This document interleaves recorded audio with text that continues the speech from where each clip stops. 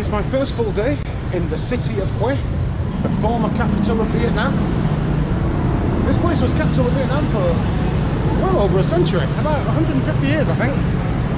And at its heart, on the other side of the Perfume River, is the old citadel, the Imperial City.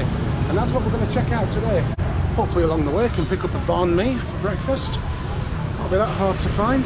As you can see, it's a drizzly grey day again. I'm hoping it stays like this. This is actually the best I can hope for while I'm in Hue.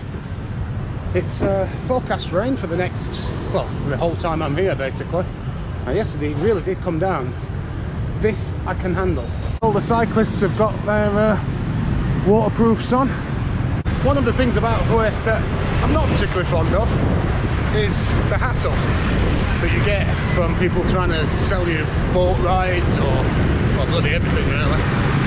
And it's just, I mean, I've just passed a guy now, I'm crossing the Perfume River, and there's a guy down there, fair enough, you know, he's got to make a living, and he shouts up, and he's like, oh, boat ride, and he shows me a leaflet, and I'm like, no, I'm good, man.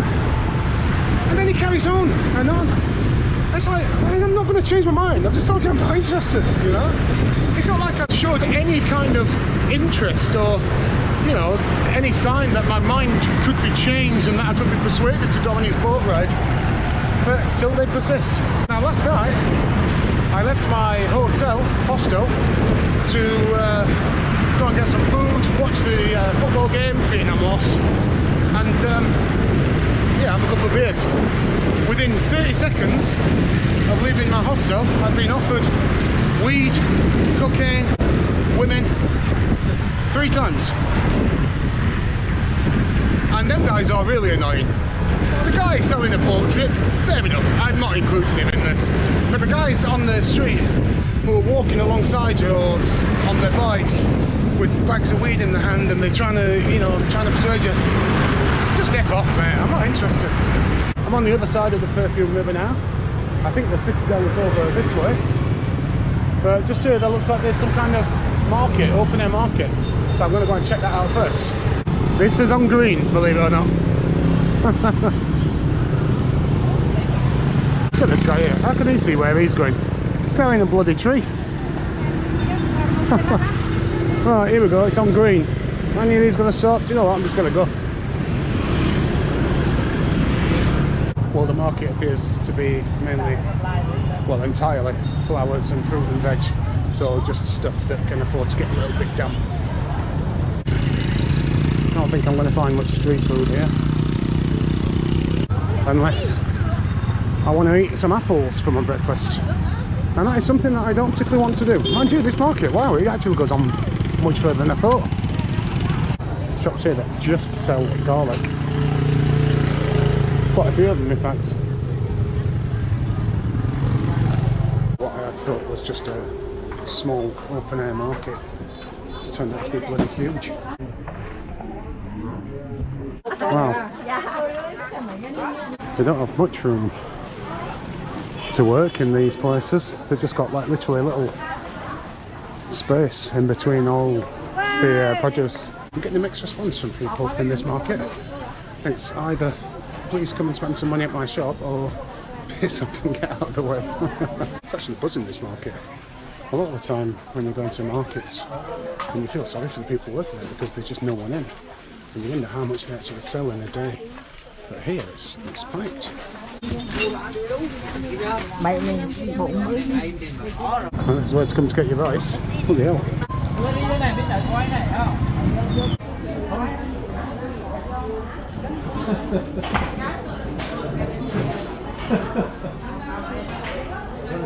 It's basically just a pig's head. They're very wise here because in the meat section you also have all this stuff. It's like pickled, fermented stuff. It actually smells really nice. I have no idea what that is. It's actually all clothed up here. I seem to have arrived at lunchtime. Literally everyone that's working on the shops are all having lunch.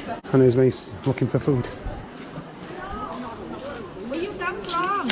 Hello, I'm from England. How are you today? I'm very good. Are you? You alone? Yeah, travelling alone. Yeah, just having a wander around. It's not for me, that, is it? Style for men. Oh, Style no, for no. men. Okay. Style for your boyfriend. Style for your girlfriend. Yeah, maybe later. One long sleeve shirt. No, I'm all good, Where but, you buy thank that? you. Thailand, shirt, Of long course, sleeve. Thailand. Yeah. And I've had about 5 pairs and 4 of them in the bin. Good luck, take care.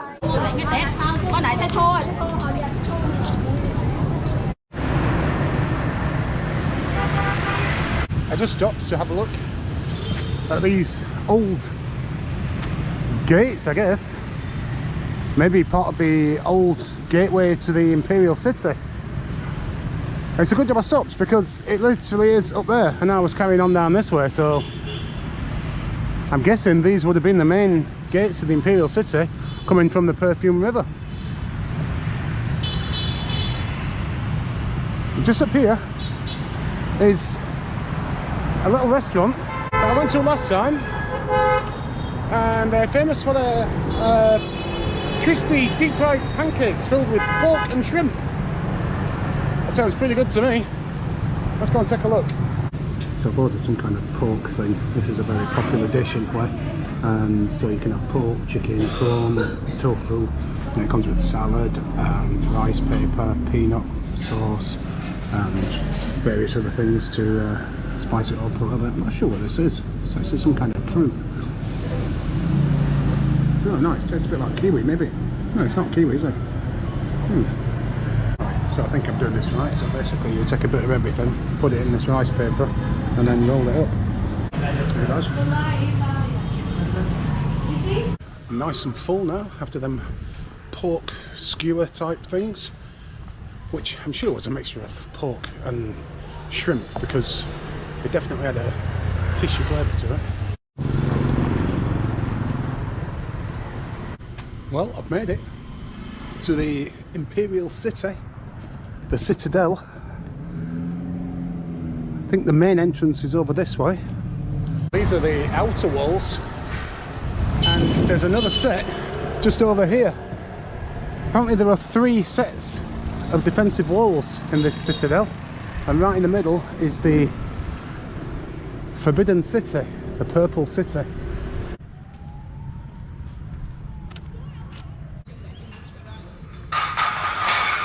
I'm now stood in front of the main entrance to the Imperial City, which was built in the early part of the 19th century. There were 147 structures within the city, and it was the centre of all political activity in Vietnam until 1945. In 1947 and 1968, a lot of the city was destroyed during wartime. And that's about as much factual information as you're going to get from me. If you want to find out more about the Imperial City, then you're going to have to rely on Google, because I'm just basically going to have a walk around and have a look at the wonderful architecture. Starting with this, I mean this is the main entrance, and this is not bad.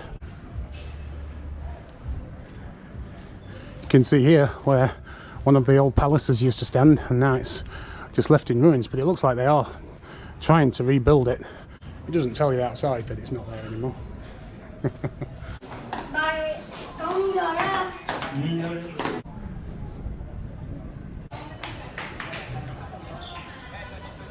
This is the entrance to the first of the palaces within the Imperial City. There's a QR code there to find out more information, but it doesn't work, obviously. What an entrance. Wow. And this is actually just the gate to the temple. It's not even the temple. It was built between 1821 and 1822, so it's just over 200 years old. And it's 13 meters high, which was the maximum height of all the structures within the Imperial City.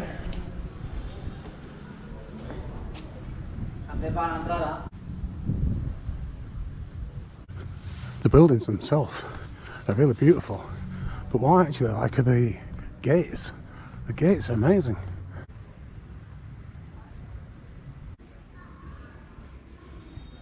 This crazy tree here needs a bit of support, a bit of human help.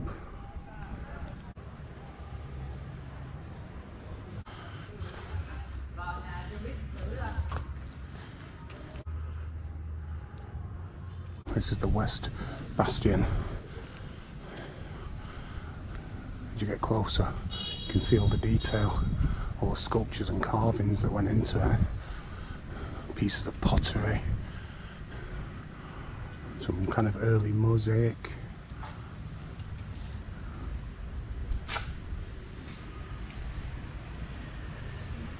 This is the entrance to the Feng Tian Temple, which was built in 1814 and destroyed by war in 1947. You can see the site where the temple used to be. It was destroyed by the French. And this is the entrance to the Dien To residence. This was built in 1804 and it was the Queen Mother's or the Emperor's grandmother's living quarters. And just this area alone used to have about 10 wooden buildings in it, including houses, a storehouse, a pleasure pavilion and a Buddhist temple. We can see a map here, and this is just this area. This is not the whole Imperial City. This is just this part that we're going into now. And this area was connected to the Forbidden Purple City by a roofed corridor. I'm not sure whether that's still in existence or not.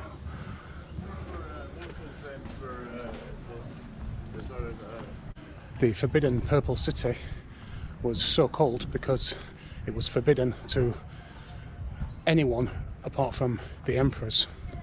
Just in this building there was a video screen showing a short film about a woman who was taken from her school aged 8 years old to come and be a maid to the last Queen Mother of the Nguyen dynasty.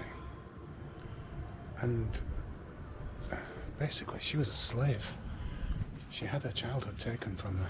It was really sad, and the video is of her coming back here, you know, and as an older woman. She looked about 80, 90 in the video, and you could see the sadness on her face when she remembered how she was treated and the childhood that she lost.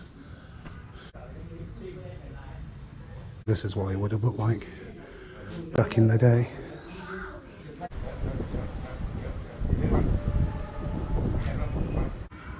This is the entrance to the long covered corridor which would lead into the Forbidden Purple City. This corridor would have led the Queen's mother and the Emperor's grandmother from her residence that we've just been exploring right into the Forbidden Purple City. This is the Kien Trung Palace, and this was completely destroyed in the Second World War, and so they're now restoring it and building it at a cost of about 5.2 million. It's a lot of money in Dong.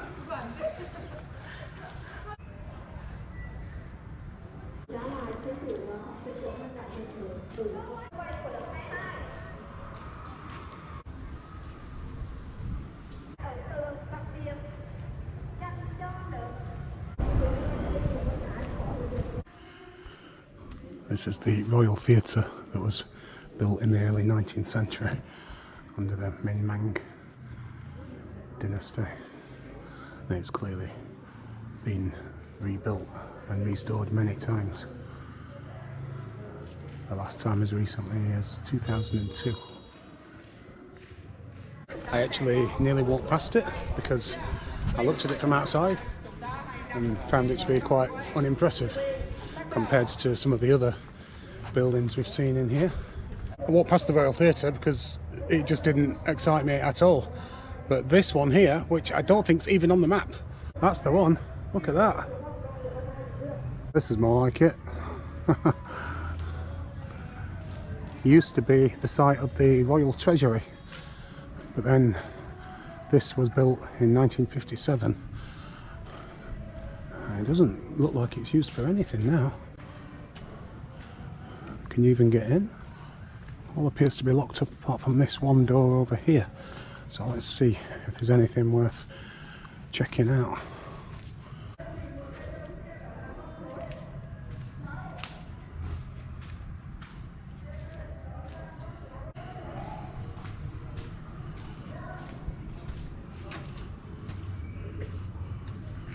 Not sure whether I should be going up here, but there's no sign to say that I shouldn't.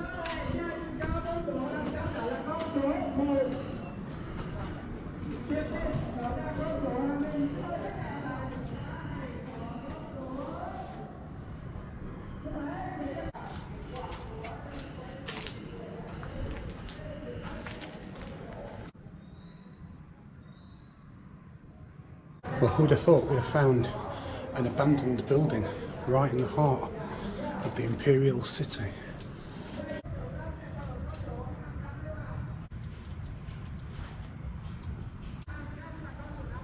I like this, isn't it? Well, this is the Hue traditional craft space, but I'm not exactly sure if any of it's open, to be honest. It all looks a bit run down. It's a shame that this is closed. I guess in here this is where they would show how incense is made, how the Vietnamese hats are made, how the lanterns are made. The incense in Hue is made entirely by hand. And that's brought me out of the Imperial City. Nice way to spend a drizzly afternoon, I'm sure you'll agree. Hope you've enjoyed this little journey around the ancient Imperial City of Hue.